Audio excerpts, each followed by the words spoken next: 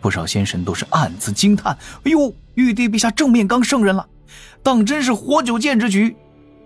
准提神像再次开口：玉帝陛下误会了，贫道并非此意，只不过是玉帝陛下最器重的水神竟直接对我西方弟子下了通缉之令，此事玉帝陛下可知？玉帝轻轻颔首，笑道：哈哈，准提教主原来是为此事而来，不知准提教主可否显露真容？吾没有其他意思，只是如今大劫降临，劫运蒙蔽天机，吾也担心会有人胆大包天，冒充圣人之姿。准提的神像沉默一阵，而后金光闪烁收敛，神像化作准提的模样，此时依然是盘坐在一朵祥云之上。圣人显露真容，凌霄殿中出现了各类祥瑞。修为稍低的仙人此时只因多看了2眼圣人真容，心底就泛起了强烈的跪拜冲动。正此时，站在玉阶上的白衣玉帝轻笑了一声，自身散发出天地威严。那些被圣人威严所摄的仙神心底泛起了阵阵龙吟虎啸之声，顷刻之间清醒过来。玉帝笑道：圣人既来，不可失礼。来人，搬来座椅，请准提教主入座。玉帝话音刚落，东木公立刻要向前答应，但是李长寿抢先一步到了木公身前，低头：小神领命。东木公急忙刹车，老实的眼底满是不解：这种搬椅子凳子的活都被水神做了，我木工在天庭之中真就只能做宝库清点的事了。但是很快东木公就发现了事情并未那么简单。李长寿先是命人搬来2张椅子，又亲手安放，一只放在玉阶正前，一只放在玉阶侧旁，后者略微靠前。玉帝陛下淡定地站到正中的座椅前，笑着邀请准提圣人入座。这般布置虽然简单，却也颇为巧妙，既体现了天庭对圣人群体的敬重，又表达了玉帝对准提圣人的无感。对比之前蟠桃宴上，太上老君骑青牛而来，青牛被李长寿拴在这些细节并不重要。当时太上老君的座位在玉帝和王母宝座侧旁靠后，隐隐居于玉帝王母之上，那才是真的尊敬。准提圣人面色如常，散去祥云，双脚悬浮在3寸高处，凭空迈出，走到玉帝身侧，坐在了客座之位。单单只是这位圣人刚才走的那几步，就蕴含了大道之理。到此时，东木公方才想明白，今天搬椅子这活儿啊，确实不是他能做的。玉帝又道：长庚啊，让人搬来蒲团矮桌，请众卿家各自入座。准提教主的威压太强，咱们天庭仙神修为不高，难以抵挡，莫要出了丑。是。李长寿又答应一声，当下命天兵天将入内，搬来一只蒲团矮桌，让殿内文臣武将一同入座。前后这般一折腾，不少仙神渐渐觉得这圣人老爷也并非洪荒巨兽，没那么可怕。在众仙神看来，一直以能说会道著称的水神大人此刻正静默不言，而玉帝陛下却开始侃侃而谈。实际上啊，瑶池某个隐蔽的宫殿角落，王母娘娘道运遮掩之下，秦天柱和李长寿盘腿坐在墙角，当面传声，迅速交流。不让西方教占便宜是他们坚持的努力方向，让准提圣人的百般算计落空是他们不懈的奋斗目标。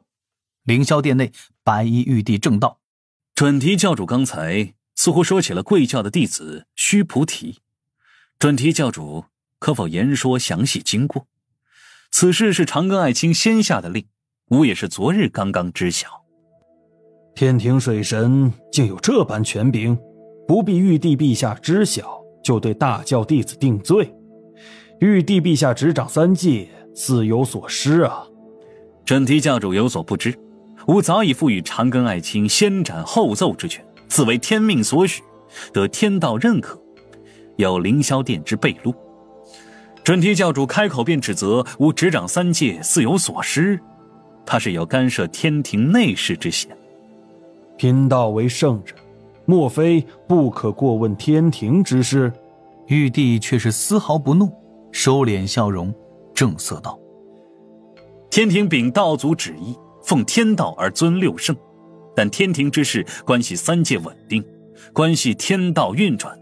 准提教主虽贵为圣人，却也不可直接插手干预天庭事务。这规矩道祖曾在天庭出力时就已定下，准提教主莫非忘了？若失公允，天庭何以在今后管理三界？准提圣人身周的威压更浓了一些。玉帝陛下所说公允二字，便是指天庭水神可无端对我教弟子降下大劫劫运，可无端下令追杀我教弟子。那须菩提做了何事？准提教主当比吾更清楚才对，何来无端一说？玉帝看向李长寿，温声道：长庚爱卿，你且将这须菩提之罪详细说来。我们不能冤枉一个好灵，也不可放过一个罪灵。若真有误，知错就改，这才是天庭。李长寿起身称是，对准提圣人做了一个道揖，面对着众仙神说起了当日仙盟大会的情形，顺带着还模仿了一次须菩提指点江山时的画面，语气神态可谓是惟妙惟肖。待李长寿陈述了一次须菩提所言，殿内不少仙神面露怒色，但是此刻并不敢胡乱说话。李长寿转过身来对玉帝道：陛下，小神刚刚之言句句属实，有天道可作证。这须菩提满口利欲二字，意图煽动各方仙士违抗天命，与天庭为敌，更是信口雌黄，胡言乱语，颠倒是非，混淆黑白。他公然宣称天庭只图人族气运，要将无数仙士打杀，更是对自身搭建香火神国、残害众生之举毫无悔过之心。小神忍耐许久，并未直接打杀他化身，而是念在他是西方教圣人弟子的份上，让他将话语说完之后才一一驳斥。小神当着数万仙士的面将他驳得哑口无言，这才为他定下不容赦之罪。其实陛下，小神为他量罪时尚且留了余地，知他是西方教圣人弟子，故并未连诛连除。不曾想这须菩提回灵山之后，竟还敢搬弄是非，蛊惑准提教主。准提教主，您何不将那须菩提直接带来，大义灭亲呢？此举非但能让西方教得天庭厚赏，更可为西方教再添一分气运呐。言罢，李长寿对玉帝做了一个道揖，淡定地坐回木工身侧。准提却道：长庚失职行事素来以严谨著称，今日为何犯下这般糊涂之事？那日现身的化身，你可验明其正身？如何知他便是须菩提？须菩提这些年来一直在灵山闭关修行，对你所说之事他一概不知，却平白背上了这般污名。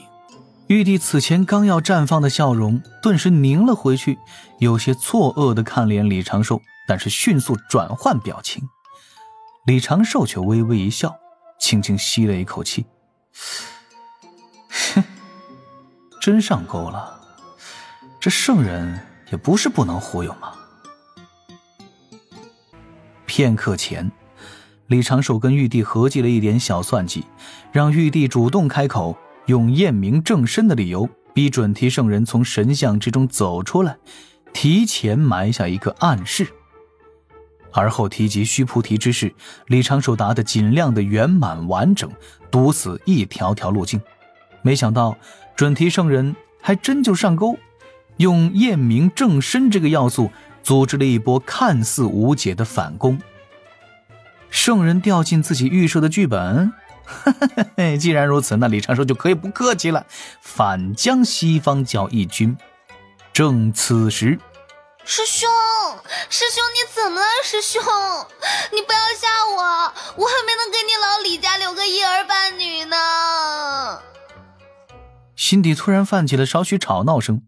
李长寿自知这是从丹顶峰回返的灵娥到了丹房前。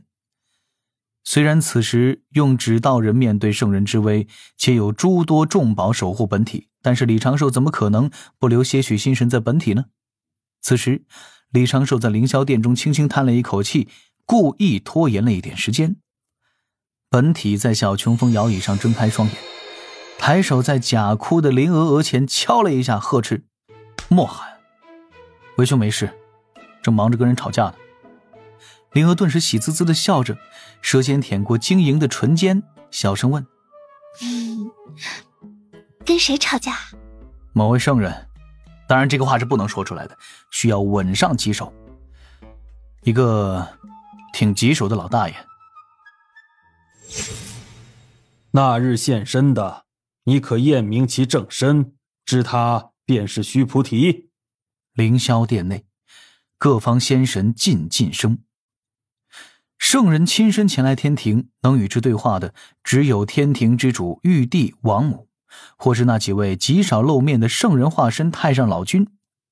便是李长寿这般身兼太清弟子、天庭全神、嫦娥总教习、恒娥飞文道侣、云霄仙子准道侣等多重身份，也不过是在玉帝点名之后方才可以站出来说上个一两句话。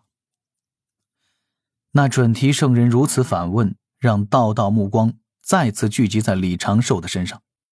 只见李长寿眉头轻皱，呼吸放缓，似乎是在努力的思索，且陷入了困局。虽然实际上他是在跟自己的师妹打情骂俏，不是，在进行着一些并不逾矩的互动。众仙都觉得准提圣人的这般问题虽然有些浅白，且没有太高的水准，但确实是不好作答。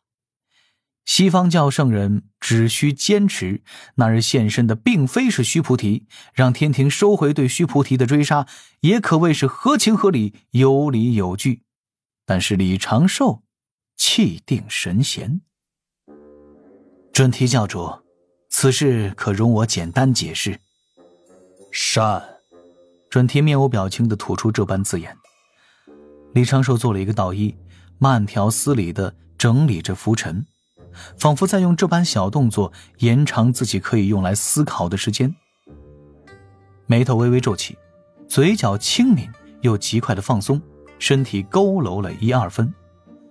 但实际上这也不过是确保自己稍后能不被圣人打断话语所故意做出的反应。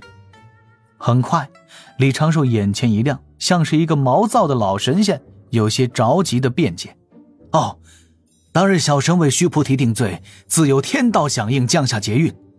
当时劫运是落在那一具化身的，随后又随那化身消散，赶去了释放那化身的本体，这还能有错不成？准提圣人淡然道：你念诵的是须菩提之名，行使的是天庭神权，天道之力被你调动，自是由你而定。水神不加查证就将此事安在我教弟子身上，是否有些草率，又是否有些偏移？李长寿似是哑口无言，眉头努力地挤出一些冷汗。此时殿内众仙神心底微微叹息，便是水神大人也难以抵挡圣人发难呢。又进而众仙神泛起了少许同仇敌忾之心。一名当日曾随李长寿前往仙盟大会的天将，此刻忍不住就要站起身来，但是东木公却抢先半步起身，低头做着最深的道揖，喊着最没底气的话语：启禀陛下，老臣此前查阅过通明殿中凝成的卷宗，其上呈现确实是西方教圣。一缕目光落在木工的身上，东木工浑身乱颤，头埋得更低了一些。这一道目光自是来自准提圣人。木工喉结颤抖，他不过是普通金仙境的实力，又如何能抵挡这般圣人威压？但是此时在天庭，在凌霄宝殿，他身为玉帝陛下身边资历最老、第2信任的臣子，身为天庭众仙神曾经的表率，如何能够畏缩不前？如何能就此晋升？那卷宗所写，确实是西方教圣人弟子须菩提。那2道目光收回，东木公双腿发软，浑身的虚汗，差点一屁股坐倒。侧旁却有一只大手伸出，扶住了东木公的胳膊，将木公慢慢的放回了座位。一声轻笑，李长寿向前迈出2步，挡在东木公身前。他佝偻的身形挺拔而起，双目之中神光涌动，银白色的长发一根根飘起。此时的外貌不过是一名慈眉善目的清瘦老者，却让凌霄宝殿的众仙神看得入了神。还有几名以敖乙变装为代表的年轻将领，心潮澎湃，几乎不能自已。可惜啊，凌霄殿中都是些男仙。其实小神完全可以确定，当日那捣乱仙盟大会者就是西方教圣人弟子须菩提。